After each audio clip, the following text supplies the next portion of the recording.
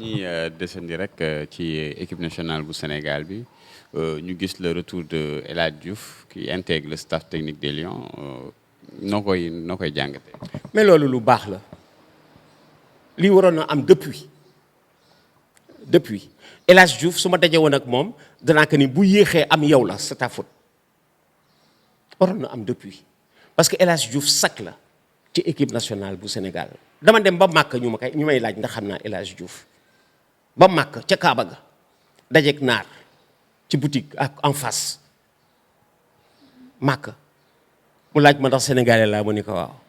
ñaari sénégalais la ma laaj Ablaye Wade ak El Hadj Diouf laaj nañ ma El Hadj Diouf ca màkk kon buñ ne équipe bu Sénégal football a ngi di El Hadj Diouf a ngi nii ci biir sac la respect la dafay mel na que dafay mel na que nga am benn distinction def ko ci sa vitrine à souvenir dafa yéex na am xam nga tax mu yéex am photo El Hadj Diouf la woon li tax mu yéex am photo El Hadj Diouf la woon parce que El Hadj Diouf dafa doon yëkkati kàddu yoo xam ne du ko dugal ci staff bi daf koy soreloo ci staff bi ba mu waree jàppale Aliou Cissé yàgg na nit ki bu dee sa xarit wala muy sa mbokk nga yéene ko at mi wala nga yéene ko réussir dafa am yoodul wax ci presse bi da nga koy woo téléphone nga wax ko wala nga dem ba këram ngeen toog nga wax ko doo ko wax ci place publique bi su gis nga soo ko waxee ci place publique bi yaa ngi koy fragiliser ba pare yow yaa ngi wàññeeku parce que xam nga nit ñi dañu bëgg di dégg tout le temps dëgg mais dañuy ragal waxkatu dëgg wolof léebu na ko waxkatu dëgg dof la parce que am na dëgg sama papa Abdou Aziz Sy wax na ko fen bu takk mbokk fen bu defar mbokk fen bu gën a dëgëral sëy moo gën dëgg bu ko tas tey jii mu wax la loo xam ne man maa ko fent xam nga fen mooy fent mu wax la loo xam ni maa ko fent ba nga gën a jubóog sa soxna sa papa ak sa yaay moo gën moo wax la dëgg bu nga xamee ni boo dee àgg kër ga yàgg sa soxna ngeen xeex wala nga demoo yu sa papa wala sa yaay ki lay wax boobu dëgg nag dof la moom laa wax ni El Hadj dafa am loo xam ne su koy wax Aliou Cissé bokk ak Aliou Cissé benn équipe bu finale Coupe d'Afrique bokk ak Aliou Cissé benn équipe bu dem Coupe du Monde am na foo xam ne su ko fa féete woon ba pare gën ko di mondial parce que notoriété El Hadj Diouf dans le monde est au-dessus de celle de Aliou Cissé El Hadj Diouf a gën a mondial parce que soo ko xoolee peut-être seen carrière professionnelle El Hadj Diouf a gën a réussir on retient que El Hadj Diouf a fait Liverpool je te donne un exemple déjà a fait des merveilles à Lens tey jii boo doon seet carrière u Aliou Cissé en Europe daa xaw seet fan la jaar il est passé au PSG il y a des Sénégalais qui ne savent pas que Aliou Cissé a fait latéral droit au PSG donc il est passé très rapidement sans marquer le club kon man ni la El Hadj Diouf moo ëpp notoriété dans le monde rien que ça taxoon na mu war protéger Aliou Cissé bañ ko fragiliser bu amee lu mu koy wax ci rajo bi ci télévision bi wala ci journaux bi mu wax ko daa gis gars yu tëju en réunion xeex ci réunion bi bu ëllëgee boo dellu see fekk ñu juboo équipe nationale am na xeex ci biir ay joueurs yu xeex waaw am na fi équipe 2002 bi xeex nañu ci biir vestiaire génn vestiaire yi joué mu mel na que du ñoom mais c'était seulement pour l'intérêt du football sénégalais xeex Aliou Cissé bi di entraîneur xeex na ci vestiaire du ma la wax nag ak kan xeex na ci vestiaire alors léeg-léeg nga naan xeex la boo xam ne c'est très bien moo gënoon ñu ko leen di dégg gendarmerie wala police parce que xeex nañu fii ba teqale seen bopp dugg gañeel Sénégal xëy na bëgg gañeel Sénégal sax moo tax ñu xeex ils se sont battus pour l'intérêt de la nation ñooñu ñaar ils se sont battus pour le drapeau battus pour l'hymne battus pour que sénégalais yi bég kontaan tey yàlla fay na ko loolu Aliou Cissé le voilà entraîneur national xëy na yéeneem ci football bi sax moo tax mu nekk entraîneur national il est en passe aujourd'hui d'être l'entraîneur resté le plus longtemps au poste mi ngi dugg 4e année entraîneur yi daaw ñu passé 3 ans mi ngi fi depuis 2015 dugg na sax 4e année mi ngi bëgg dugg 5e 2020 yàlla loolu la ko fayee yéene bi mu am parce que c'est un garçon bu am yéene parce que y a des leaders naturels yoo xam ni bu ñu nekkee ci groupe bi di defar di jubale di jubanti di pousser au dépassement tu deviens un leader naturel. Un leader naturel boo ko joxee brassard bi tout le groupe suit loolu moo indi mu ñëw équipe nationale 2002 nekk année capitaine l'année de son intégration en équipe nationale de football. Alors li yéexal dugg El Hadj Diouf parce qu'on en était là mais c'était pour magnifier surtout la personnalité de Aliou Cissé li ko gën a magnifier bi ñu indee El Hadj Diouf rek daf ko accepté mënoon na ko bañ a accepté est-ce que xam nga li ma la wax mënoon na ko bañ a accepté parce que lui il était là depuis plus de 3 ans bu ñu ko indilee El Hadj Diouf nga gis leen avec des gestes révérencieux avec des gestes amicaux le grand mérite c'est Aliou Cissé mi El Hadj doon bombardé mu ñëw mu gàttandu ko comme pour oublier les colibés et peut-être les vertes et pas mûres yi que El Hadj doon couvrir tout le mérite lui revient. Voilà comment il est leader naturel Aliou Cissé man c'est ce que j'aime en lui d'un leader naturel d'un gagneur. Il y a des moments même groupe bi sax ñoo koy def capitaine ndax li journaliste yi di wax l'aboyeur ñeneen ñi di ko tuddee le dictateur ça dégage sa personnalité ñi di ko wax l'aboyeur ñi di ko wax le dictateur li tax muy xuloo ak muy xeex yëpp yóbbu ko këram c'est pour le groupe. Voilà pourquoi j'aime Aliou Cissé c'est pour le groupe. Alors c'est très bien bu El Hadj Diouf ñëwee mu accueillir que en équipe nationale parce que mënoon na ko accepter dans le groupe sans l'accueillir xam nga am na tu es dans le groupe tu restes dans le groupe duma la laaj dara soo bëggee wax ak man naa la déglu te su ma la dégloo yow di nga rendre compte ci ndax tenir naa compte ci sa conseil ou pas moom laa wax. Alors si El Hadj intègre l'équipe léegi c'est très bien pour le Sénégal dafa parce que sac la ci football bi El Hadj Diouf xorom la ci football bi moom laa wax ni yéexam ñëw sax ci moom la yéex ñëwam ci moom la ñoom Lamine Diatta ñoo ko ci jiitu ñoom Fadiga ñoo ko ci jiitu ñoom Tony Silva ñoo ko ci jiitu parce que ñooñu sax Tony sax day entraîner gardien bi mais gis nga El Hadj Diouf le fait que muy nekk ci groupe bi di ànd ak équipe nationale Sénégal di dem dans le monde di dem di dellu si dafay gën a jox Sénégal daraja parce que c'est un des footballeurs sénégalais yi gën a rëy notoriété encore en Afrique et dans le monde tey jii c'est Sadio Mané mais je dis attention Sadio pour le moment da nga nekk dans du vent parce que téye goo dara El Hadj Diouf am na 2 ballons d'or léegi mënatul gagner Coupe d'Afrique des Nations góorgóorlu ba gagner au moins Coupe d'Afrique des Nations parce que su boobaa di nga fekk El Hadj Diouf ci distinction Henri Camara ci distinction le plus capé avec 99 sélections maa ngi regretté ba léegi lu tax Sénégal joxuñ ko 100 sélections pour que mu loolu génn dans le monde parce que bu ñu ko joxoon 100 sélections léegi da génn dans le monde parce que boo amee 100 sélections rek da ngay dugg ci cercle centenaire yi dans le monde et il y a des moments doo nekk sax Henri Camara ñëw pour sa 100e sélection yaa koy jëli teg ko ci banc bi am fii benn match bu nga xam ni dans 10 minutes mu jeex nga dugal ko mu am 100 sélections waaw loolu yëpp yaa koy defaral sa bopp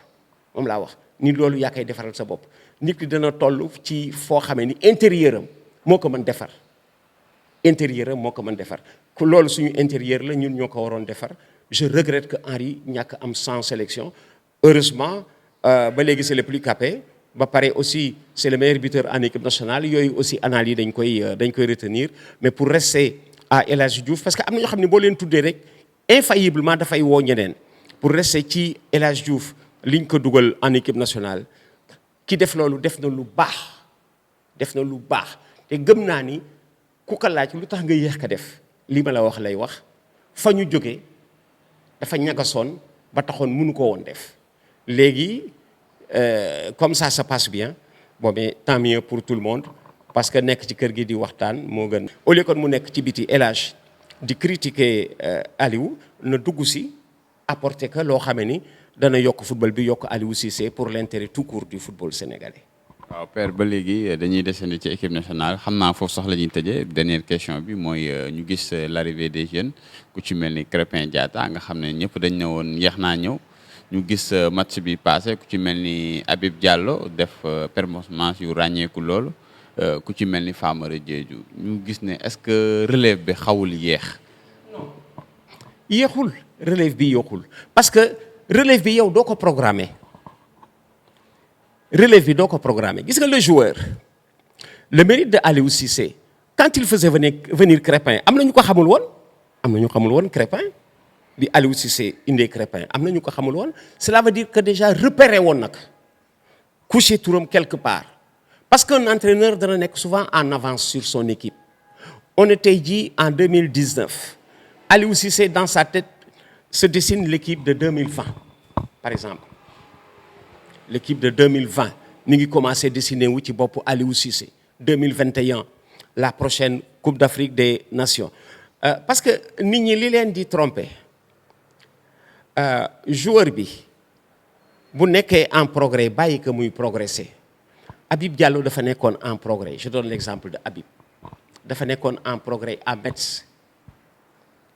mais fa mu nekk du progrès di progresser ubbi lu ko tout de suite les portes de l'équipe nationale xam nga pourquoi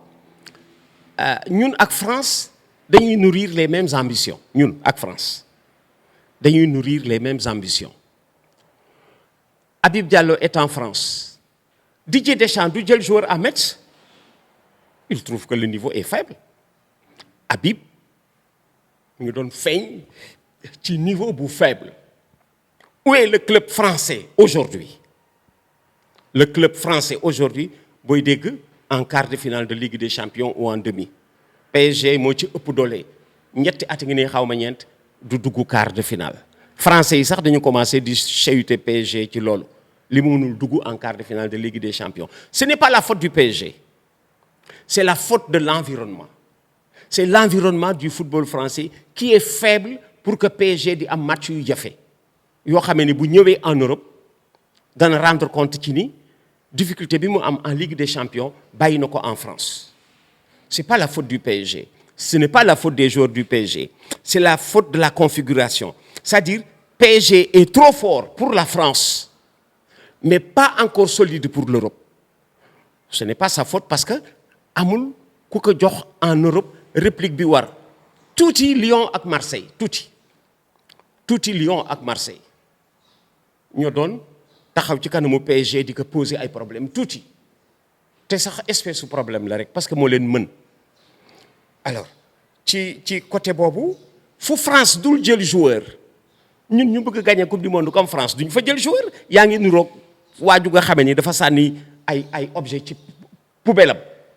nga dem jël ko pour gagner ko dafa sànni dàll yu màggat ci poubelle am waa ji dafa sànni godaas ci poubelle am yow nga dem jël godaas yi mu sànni ci poubelle bi ñëw sol bëgg ko gagner doo ko gagner parce que li mu soxlawul nga jël mun doo ko ci gagner gis ne moom du tax doo ko gagner alors avec les gosses da ngay def nank bàyyi leen ñuy progresser Habib Diallo ñu ngi ñëw on a parlé tout à l'heure des jeunes qui entrent en lice Famara match bi dafa def réel dafa toj ci 3 buts yi mais moom ci boppam avant son premier but dama ni sax il est passé de l'enfer au paradis Famara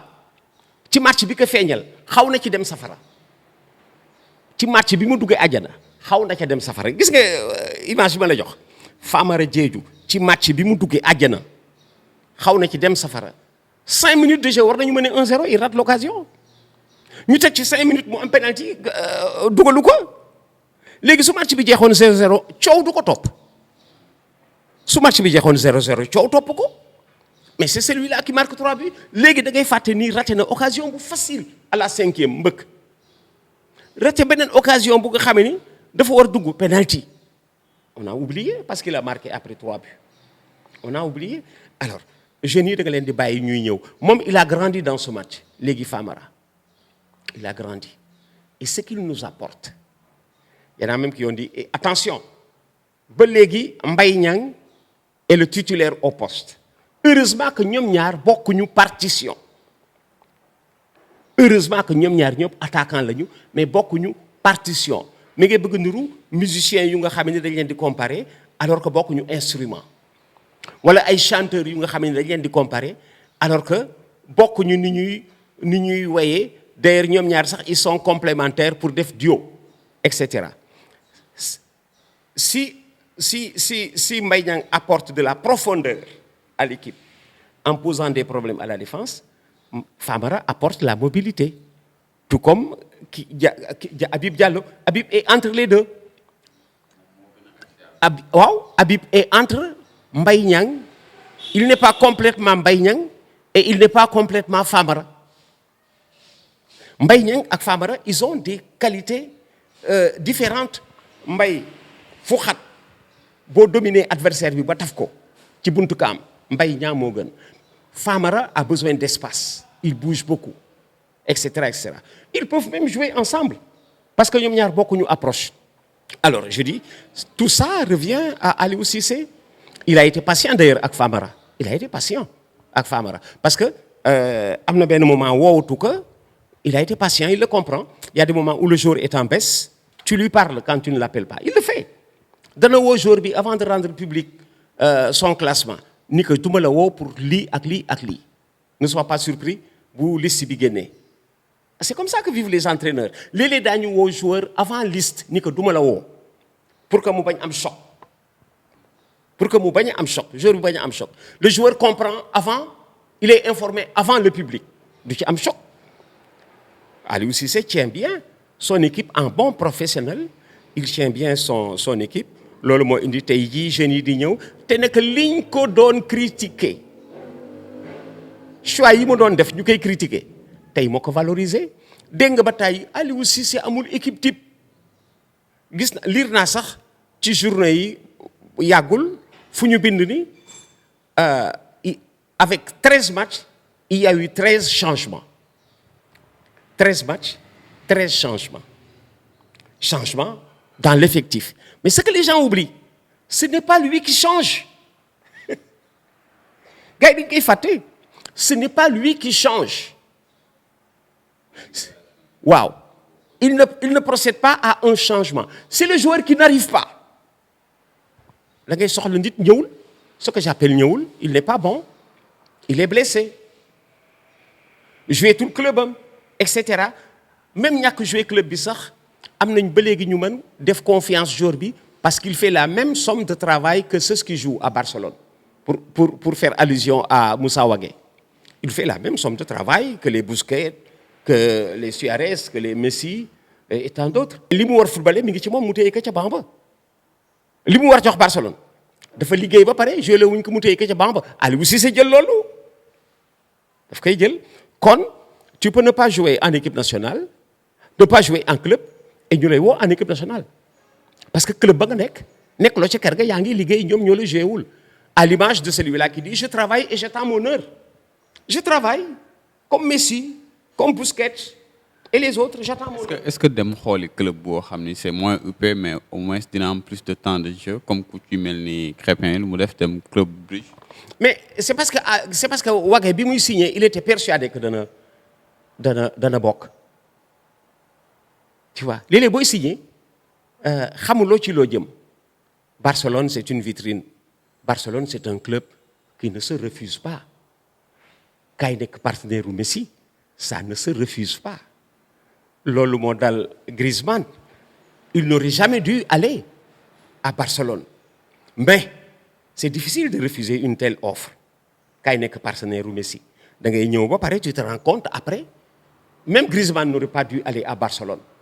Parce que léegi bu fa ñëwee mënul nekk lu dul lieutenant Messi. Alors que lui c'est quelqu'un qui a tendance à diriger l'équipe. Il est en train d'être le leader de l'équipe de France devant Mbappé, moom Griezmann. Il est à l'ombre de Messi à Barcelone. L'autre, Moussa Wagué, il était sûr que day bokk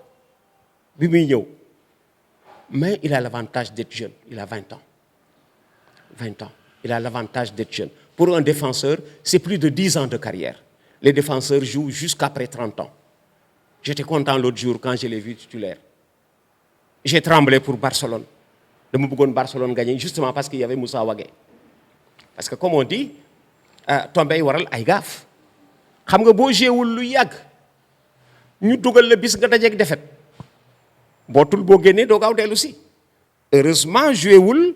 mu dugg dajeeg victoire encore à l'extérieur. c'est bien c'est bien il a l'avantage des jeunes su ma ko jotoon loolu laa ko wax bul yàkkamti tu es jeune tu as 20 ans yaa ngi liggéey ci ay ñoom Messi et cetera moom la Messi wax Sadio Mané bul yàkkamti tu es jeune tu as encore au moins 5 saisons devant toi ñi muy xëccool ballon d'or bi ñoo ko mag moom laa la wax ni ne li ñu doon critiquer Aliou Cissé tey jii mooy doole équipe bi élargi que auprès de 30 joueurs groupe da nga koy élargir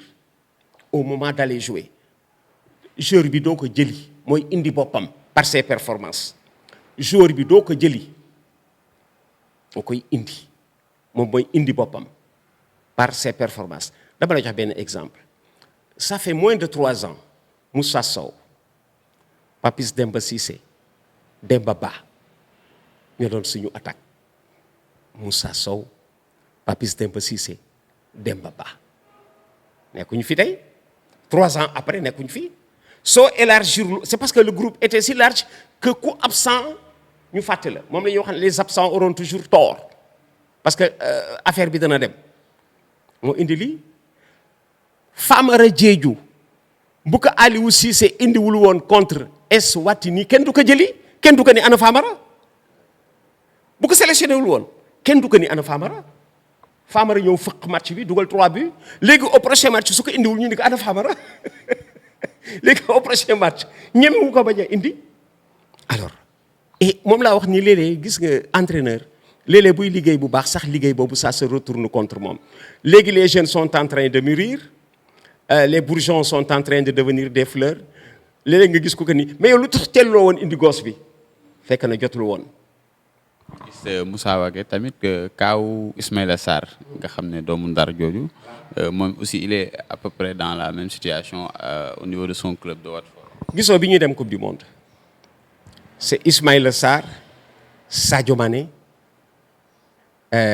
ak Mamadou kii Mbaye Niang ñoo doon suñu attaque Ismaïla Sarr Sadio Mané Mbaye Niang temps yi ñu ngay jouer sans ñoom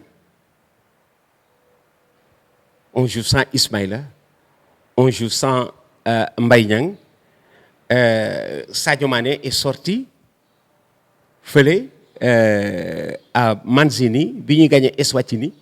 bi ñuy dugal 4 bi nekku fa bi ñuy dugal 4 bi Sadio Mané nekku fa léegi xoolal fin wu match Sénégal Eswatini suñu attaque ba jógee coupe du monde nekku fa Sadio Mané nekku fa Mbaye Niang nekku fa Ismaïla Sarr nekku fa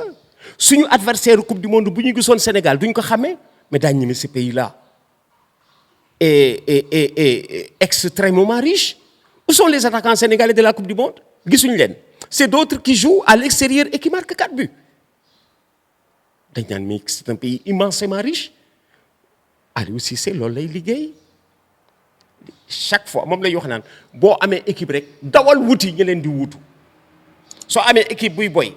bu commencé tàkk rek parce que après fourneau bu commencé tàkk lu ci topp fay mooy indi fourneau bi bu commencé tàkk bu yeboo nga daw jëndi këriñ pour di dugal ci braise yi c'est à ce moment que la dul fay këriñ bi ngay jëndi moo di jeunes yi ngay indi ñu nekk autour de l'équipe yóbbu na Moussa Ndiaye suñu demi-centre bi le jeune demi-centre local yóbbu na ko mi ngi koy togg daf koy togg Aliou Cissé Touré di bi may jël Moussa Ndiaye di ko yóbbu xamoon naa duma ko joué loo mais dama koy wan léegi Moussa Ndiaye il a beaucoup appris ci campagne boobu campagne bi mu vivre à Thiès contre le Congo joué wul nekk ci biir groupe bi dugg avion ak gars yi ay modèle am dem joué ndoo ak ñoom laal prime il grandit sans jouer dafay grandir sans jouer gis nga loolu ci togg joueur la bokk le public n'a pas encore vu et Aliou Cissé parce que xam nga 21 joueurs wala 23 joueurs pour 3 matchs mën nga ci tëmbal ñett yoodul soxla mais da nga leen di wan tout le monde ne joue pas c'est tellement facile de dresser une liste de 23 joueurs pour un match 16 ay dem ci feuille de match bi 16 il y a 7 yooyu yóbbaale yoo xam ni du ñu jouer mais entraîneur bi dafay seet ñan la cee dugal ñuy jàngale. mais ce qui est sûr nous sommes sur la bonne voie li may wax damay sabablu gëm naa ko parce que yàlla dafa bëgg kuy jaamu di sabablu di jaamu ba pare di liggéey ñu ngi def lépp te gëm naa ni Sénégal soreetul bis fu mu war gagner Coupe d'Afrique parce que mook ñiy gagner Coupe d'Afrique amul dissemblance ñu nag ñoom a niroo on a remarqué que waa ji ñuy gagner dafa am lu mu ñu làqoon wala waa bi ñuy gagner bon am na loo xamee ne gis nañ ko ci moom nekku fi dinañ ko wuti et cetera et cetera bis di nga daje ak moom bis di nga daj ça tient à un rien lu bët dul gis mais nous sommes sur la bonne voie. Je te disais tout à l'heure que j'ai vu toutes les équipes nationales, celles du moment. Depuis 10 ans, nos meilleurs moments, nous les vivons depuis 10 ans en équipe nationale, pour parler du Sénégal et du reste du monde. Depuis 2000. Depuis 2000, si le Sénégal a une ouverture mondiale, dans le monde entier, on connaît le Sénégal. On connaît le Sénégal dans le monde. Pour ces 2 Coupes du Monde. jërëjëf Père Abdoulaye Diaw ñu ngi lay remercier. maa leen di gërëm yéen ñi dellu si parce que xam nga coiffeur boo jëkkee dem ci moom mu xarmadaa sa bopp doo fa dellu de xam nga luy xarmadaa na nga laaj sa grand frère yi wala sa papa na nga ko laaj luy xarmadaa da nga demoon ci coiffeur ba mu xarmadaa la xarmadaa mooy wat yu ñuy watee xaru naar yi nga xam ne da ngay suuse mu def ay tuuf bopp bi def ay tuuf alors quand il te coiffe mal doo fa dellu alors comme gis naa leen ngeen dellu si ma ni gaañi de di ma leen watee xam naa xëy na dañu kontaan moo tax ñu dellu si. absolument jërëjëf Père Abdoulaye Diaw bokk internet seneweb.com li moo ne woon seen émission Tiki Taka Sport tey ñu ci doon dalal le doyen Abdoulaye Diaw doon waxtaanee actualité football tey boo leen gisee sax dañoo daanaka waxtaan nañ def historique ñëw équipe nationale def jàngat vraiment mu nekkoon waxtaan bu neex pour une